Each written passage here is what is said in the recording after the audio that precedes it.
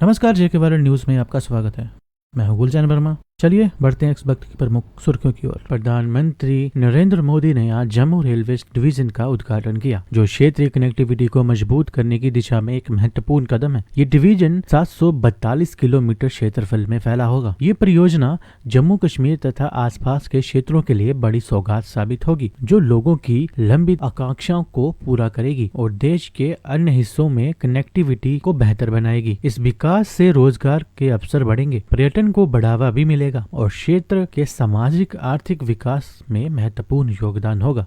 आज जैसे जैसे रेलवे नेटवर्क का विस्तार हो रहा है, उसी हिसाब से नए हेडक्वार्टर और डिवीजन भी बनाए जा रहे हैं।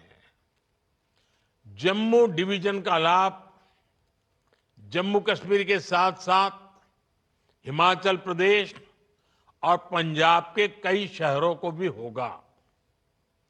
इससे लेह लद्दाख के लोगों को भी सुविधा होगी। साथियों, हमारा जम्मू कश्मीर आज रेल इंफ्रास्ट्रक्चर में नए रिकॉर्ड बना रहा है। उधमपुर श्रीनगर बारामूला रेल लाइन, इसकी चर्चा आज पूरे देश में है।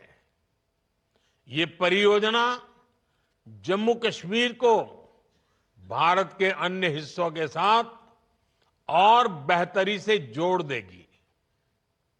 इसी परियोजना के तहत दुनिया का सबसे ऊंचा railway arch bridge, Chenab bridge का काम पूरा हुआ है।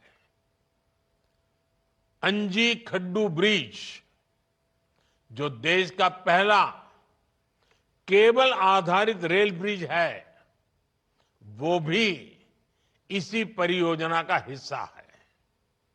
ये दोनों इंजीनियरिंग के बेजोड़ उदाहरण है। इनसे इस क्षेत्र में आर्थिक प्रगति होगी और समृद्धि को बढ़ावा मिलेगा। प्रधानमंत्री नरेंद्र मोदी द्वारा वर्चुअल माध्यम से रेलवे डिवीजन के उद्घाटन पर केंद्रीय मंत्री डॉक्टर जितेंद्र सिंह ने कहा, मैं पीएम मोदी को धन्यवाद देता हूं कि जम्मू के लोगों को इतना बड़ा तोहफा दिया गया है। सरकारें आई और गई, किसी को इस बात की चिंता नहीं थी कि आजादी के इतने साल बाद भी जम्मू मुख्य धारा की रेलवे कनेक्टिविटी से वंचित और कटा हुआ था। ये पीएम मोदी ही थे जिन्होंने इन सब चीजों पर कनेक्टिविटी को संभव बनाया। सबसे पहले तो धन्यवाद करना है, आभार प्रकट करना है आदरणीय प्रधानमंत्री जी का, नरेंद्र मोदी जी का। हमारे निवेदन पर आज एक बहुत बड़ी उपलब्धि जम्मू वासियों के लिए, जम्मू के राजनीतिक दलों के लिए, जम्मू के उद्योग जगत के लिए, इसके लिए बार बार यहाँ से मांग आ रही थी। हमारे चैम्बर के अध्यक्ष अरुण गुप्ता जी स्वयं भी एक विज्ञापन लेकर के दिल्ली पहुंचे थे। भारतीय जनता पार्टी की ओर से भी ये मांग रही, सरकार का भी ये तकाजा था। मुख्यमंत्री जी जो वर्तमान में उन्होंने भी ये कहा। और ये भी हम ना भूलें कि पहली बार इसी स्थान पर, इसी रेल स्टेशन पर पहली रेलगाड़ी आज से लगभग 53 वर्ष पूर्व सन 1972 में आई थी। उसके बाद एक लंबा अंतराल रहा 50 वर्ष का। सरकारें आई गई, लेकिन किसी ने चिंता नहीं की। शायद उनकी प्राथमिकताएं भिन्न थी, शायद इस क्षेत्र का विकास हो, उनको इसकी प्राथमिकता ना थी। शायद वो ये भी नहीं चाहते थे कि कश्मीर घाटी रेल के माध्यम से बाकी हिंदुस्तान से जुड़ करके मुख्यधारा का हिस्सा बने। मोदी जी ने 2014 के बाद आने के बाद एक क्रांति लाई रेल के क्षेत्र में। प्रधानमंत्री बनने के बाद उनका सबसे पहला प्रमुख कार्यक्रम था कटरा रेलवे स्टेशन का लोकार्पण करना। उसके उपरांत पहले ही दौर में जब वंदे मातरम की प्रक्रिया प्रारंभ हुई देश में, तो कटरा दिल्ली की वंदे मातरम हमें नसीब हुई। तब सूची एक तैयार हुई कि कौन कौन सी रूट्स पर 2 बार वंदे मातरम चलनी है, तो दूसरी वंदे मातरम यहीं आई।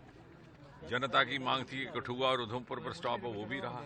उधमपुर के स्टेशन को एक शहीद के नाम पर, फौजी के नाम पर रखा गया, माटी तुषार महाजन। कहने का तात्पर्य ये कि एक ऐसा प्रदेश जो आज़ादी के 60-70 वर्ष तक रेल की मुख्य धारा से, भारतीय रेलवे की मुख्य धारा से अलग था।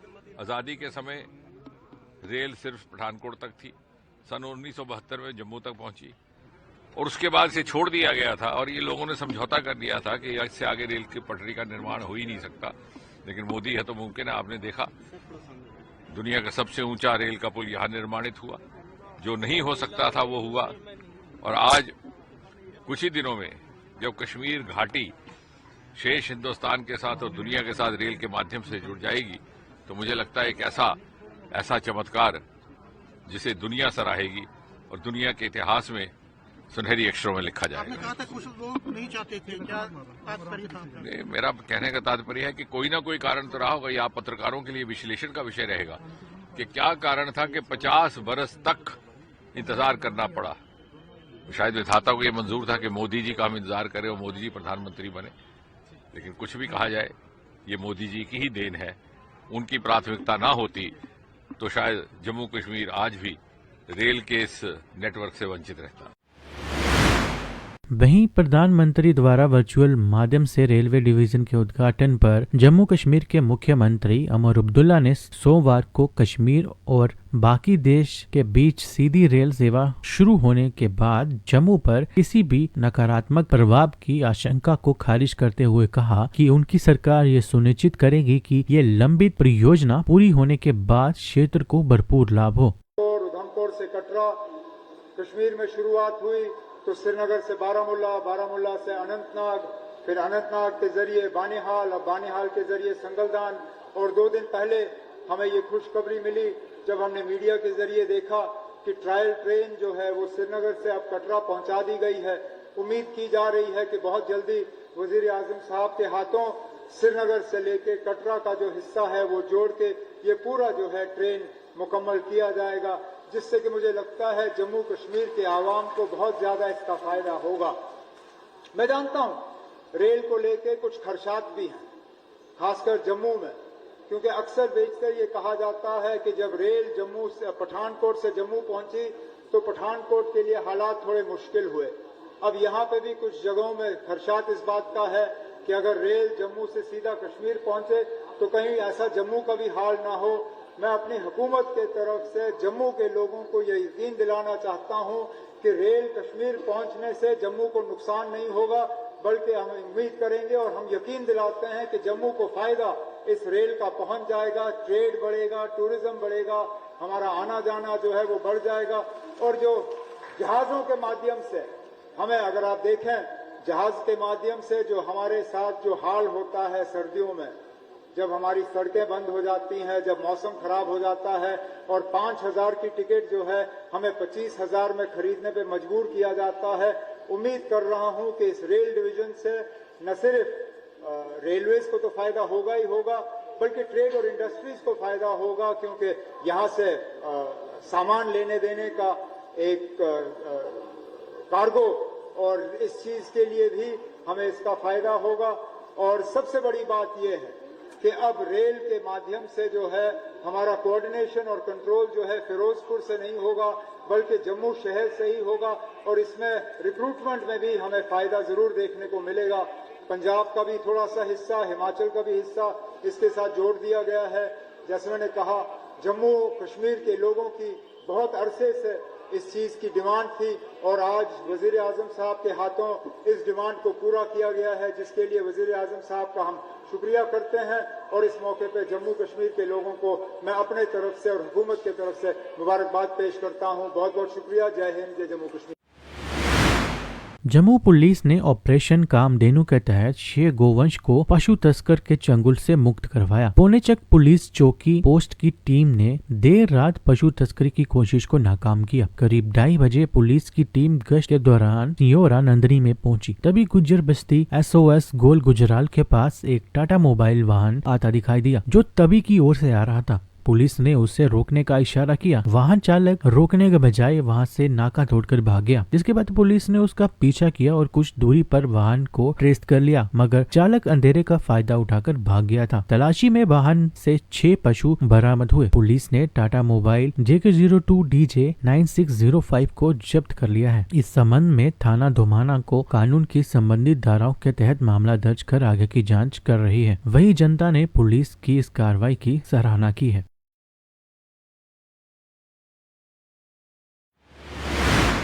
जम्मू कश्मीर के पुंछ जिले में संदिग्ध परिस्थितियों में एक सैनिक की मौत हो गई। मृत सैनिक कृष्ण यादव राजस्थान का निवासी था और वह स्वाजीन में तैनात था। अधिकारियों ने बताया कि सैनिक का शव संदिग्ध परिस्थितियों में मिला, जिसके बाद उसे अस्पताल ले जाया गया, जहां डॉक्टरों ने पोस्टमार्टम किया। डॉक्टरों के अनुसार सैनिक को सर में चोट लगी। एक डॉक्टर ने कहा कि सभी रिपोर्ट मिलने के बाद ही हम मौत के कारण के बारे में निष्कर्ष पर पहुंचेंगे। उन्होंने कहा कि ये नहीं कह सकते कि आत्महत्या थी कि नहीं, रिपोर्ट आने के बाद ही इस पर पुष्टि की जा सकेगी।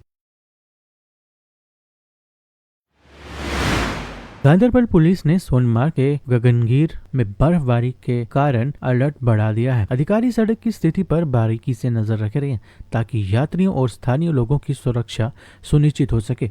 गश्त बढ़ा दी गई है और मौसम की स्थिति से प्रभावित लोगों की सहायता के लिए आपातकालीन सेवाएं तैयार हैं।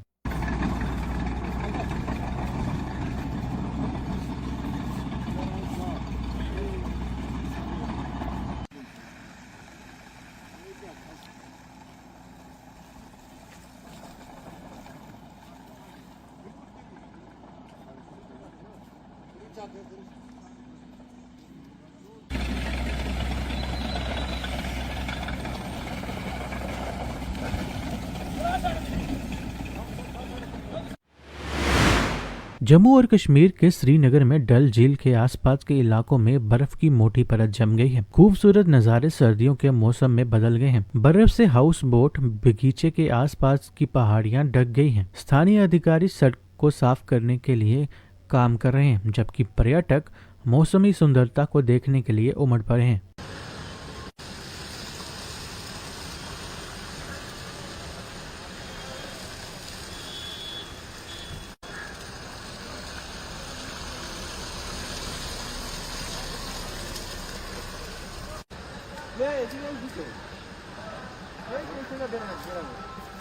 इस बुलेटिन में फिलहाल इतना ही।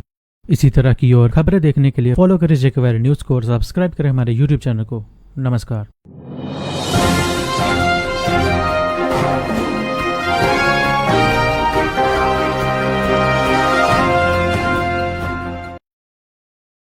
तरह के ब्रांड, दुकान या बिजनेस को अब ले जाएं एक कदम आगे। एडवर्टाइज करें जेके वायरल न्यूज के साथ और बढ़ाएं अपने बिजनेस को। अभी कॉल करें नीचे दिए गए नंबर पर या डायल करें 9858805270।